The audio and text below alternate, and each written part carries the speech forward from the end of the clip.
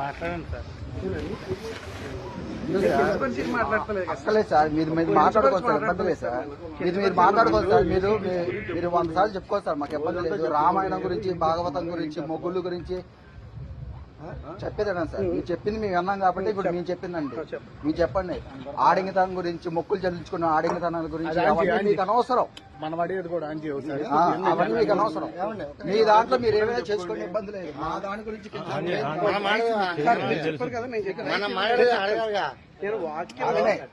వాక్యం చదివించి వాక్యానికి ఏ ఉదాహరణ పెట్టుకోండి. మమ్మల్ని ఉదాహరించాల్సిన అవసరం లేదు కదా. మమ్మల్ని ఉదాహరించాల్సిన అవసరం ఎందుకండి?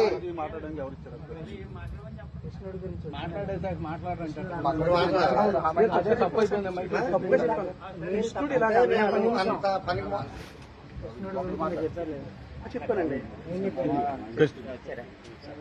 భగవద్గీత గురించి జుట్లు పెంచుకునేది, గుండె చేపించుకుని ఎందుకు ఈ వ్యవహారాలు మీకు? నేను మా వాళ్ళ గురించి ఏంటిది? భగవద్గీత మీద ఏంటి సారీ? ఏంటి సారీ? రెండు ఎంగి సారీ సరిపోతా?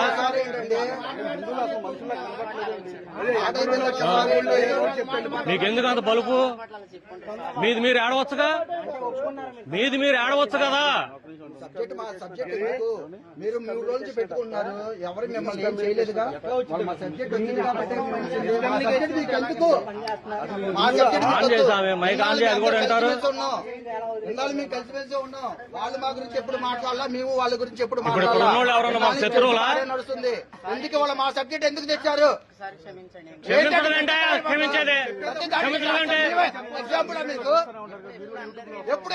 పని పాటలు ఏమి లేవేకా, గోడ మీద పడి జరగడమేనా?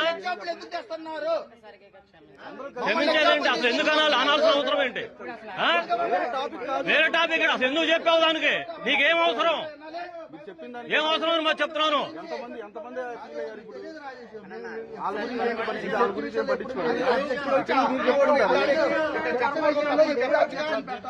ఇప్పుడు ఆపుతున్నవాడు ఎంత చెప్పొచ్చు.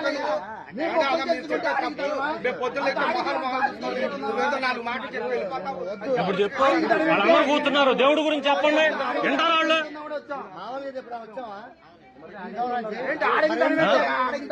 వాళ్ళు కూర్చొని వింటా ఉన్నారు. వీళ్ళు శత్రువుల మాకు, అందరూ ఇక్కడ ఉన్నవాళ్ళం కాదా మేము? ఎక్కడి నుంచో ఎగేసుకొని వచ్చి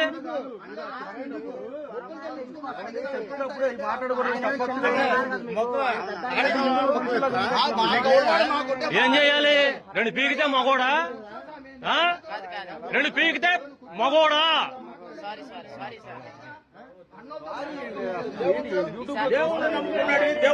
దేనికి ప్రతి ఎగేసుకొని కోట్లు వేసుకొని వస్తా?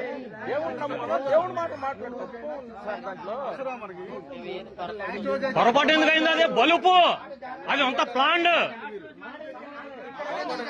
మాట్లాడారు అంటారంటే మీరు అందరూ ఉండి కూడా అందరూ ఇక్కడ వాళ్ళమే కదా. తెలిసిన వాళ్ళు ఎందుకు అలా ఇచ్చేస్తున్నారు? ఏ రోజు మీ చర్చల దగ్గర తిడతావా? నీకు దమ్ముంటే పదండి ఇస్లాం పెట్టాలి రండి. నీ దగ్గర దమ్ము ఉంటే పదండి ఇస్లాం పెట్టాలి. అక్కడ చెప్పు, అక్కడ చెప్పేసి హిందువులు ఒకళ్ళు తేరగా దొరికారు మీకు. హిందువులు తేరగా దొరికారా? మీ దేవుడు నిజ దేవుడు అని ఏడుస్తున్నారు కదా. రండి ఇస్లాం పెట్టాలి. అక్కడికి వచ్చి చెప్పండి మీ నిజ దేవుడిని. గుడ్డ లోడు తీసుకొట్టి పంపిస్తారు.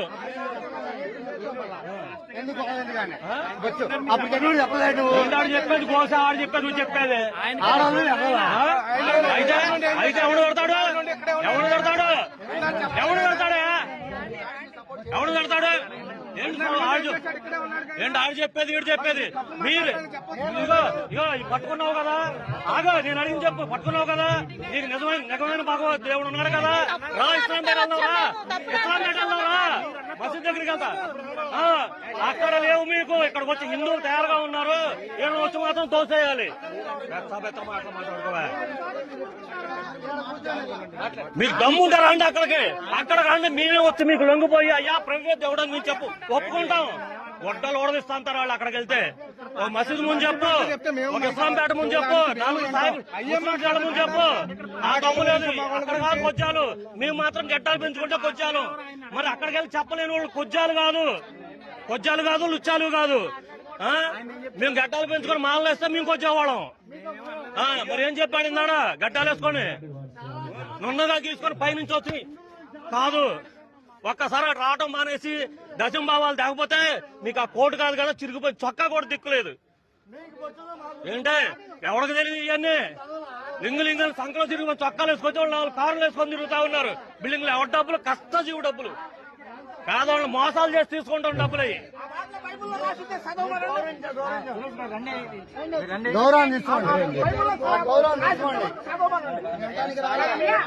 ఏంటంటే అసలు మైక్ ఎందుకు పెట్టాలండి? మీకు మీ దేవుడు నిజమైన దేవుడు అయితే మీరు బాబోయ్ మా దేవుడు అని చెప్పుకోవాలి. కర్మ గచ్చంతో మీకు ఎందుకు పట్టింది? మాకులాగా గుండె ధైర్యంగా గుళ్ళో పెట్టుకొని పూజ చేయొచ్చుగా. ఆ దిక్కు మీకు లేదు. చెప్పుకొని ఆడితే తప్ప మీకు దిక్కు లేదు. బాబో మా దేవుడు ఉన్నాడు, మా దేవుడు ఉన్నాడు చెప్పుకొని ఆడకపోతే మీకు దిక్కు లేదు. మీరు దమ్ముంటే డిబేట్ కూర్చొని మాట్లాడదాం. మేము గుళ్ళో పెట్టి గుళ్ళోకి మా మనసా చెప్పుకుంటున్నాం. మేము మగవాళ్ళం గడ్డాలు పెంచుకున్నాము, తీసుకున్నామా? మీకులాగా పైనుంచి వచ్చి ఆడి కోసం నుండగా తీసుకొని రాట్లా సూట్లు కోట్లు వేసుకొని. ఎంత పనికిమాలోవడం కాదు మేము. మా కష్టం, మా గుళ్ళు, మా దేవుడు, మా రాజ్యం. ఏంటి మీ రాజ్యం? మీ అమ్మమ్మ లేకుండా మీ అమ్మ ఎలా వస్తుంది? చెప్పడానికి కూడా సిగ్గు శరం లేకుండా. అలా కాదు, చెప్పడానికి సిగ్గు శరం ఉండాలి.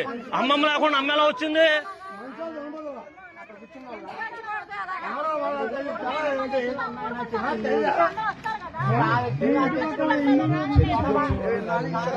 ఎందుకు వస్తారు? ఎందుకుంటారు? ఎందుకుంటారు?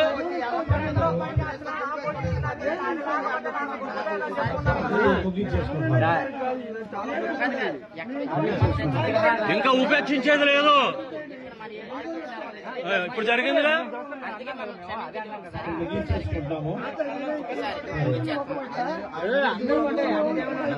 ఆయన హిందువులందరూ క్షమాపణ చెప్పానండి. అన్నయ్య చెప్పమన్న మైక్ లో చెప్పండి. మైక్ లో చెప్తేనే చెప్పండి. మైక్ లో మీరు అన్న మాట క్షమాపణ చెప్పాలండి. మైక్ లోనే చెప్పండి. ఇప్పుడు ఈ ఇష్యూ ఆగిపోవాలంటే మీరు అందరికీ క్షమాపణ చెప్పండి అంతే. మైక్ లోనే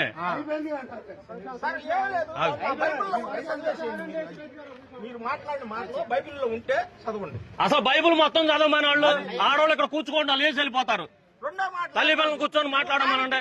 వీళ్ళకేమో పిచ్చి మాటలు 4 చెప్తే కూర్చొని అక్కడే ఉంటున్నారు. నిజంగా బైబిల్ మొత్తాన్ని వాళ్ళకి చదివి అనిపించమనండి. ఒక్క ఆడ మనిషి అక్కడ నుంచి ఉంటుందేమో. ఒక చిన్న మాట, మీరు నిశ్శబ్దం ఉంటే నేను చెప్తానండి. బైబిల్ చదివి నేను కొన్ని మాటలు చెప్తాను.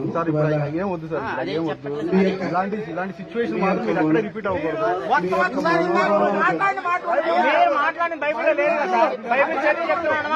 బైబిల్లో భగవద్గీత ఉందా? రామాయణం ఉందా? మాలేశ్వరం ఉందా? చెట్టులు పుట్టలు ఉన్నాయా? భగవద్గీతలో చెట్లు పుట్టలు ఉన్నాయా? మరి ఈ సోదరుడు క్షమాపణ చెప్పంతే. బైబుల్లో చెప్పాము. ఈ మాట చెప్తా ఉంటే పెద్ద మాటలు.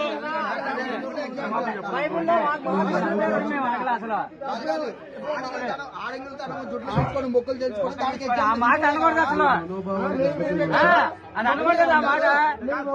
ఇప్పుడు రాలేదు ఉండు. ఏమ్మా చెప్తాం ఉన్నారా తగలాలా? ఇందాడా పెట్టా ఇప్పుడు పెడతాం చెప్పా. మొక్కలు అందరూ కొంటే నేను క్షమాపణ చెప్తున్నాను హృదయపూర్వకంగా. మీ యొక్క మనోభావాలు దెబ్బతింటే కనుక తిన్నాయి తింటాయి కనుక హిందూ మనోభావాలు దెబ్బతింటే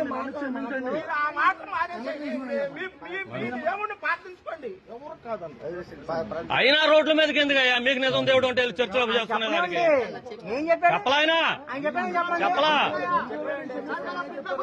చెప్పలా క్షమించేదేంటి? తప్పు మాట్లాడని అందరికీ క్షమాపణ అని చెప్పండి. చెప్పలా? ఏమన్నాడు? మీ హిందువులందరికీ కూడా ఒక సేవకుడిగా నేను క్షమాపణ చెప్తున్నాను. మీ మనోభావాలు దెబ్బతిన్నాయి కనుక నాది తప్పు, దయచేసి క్షమించండి అని చెప్పాలి. అంటా కొంట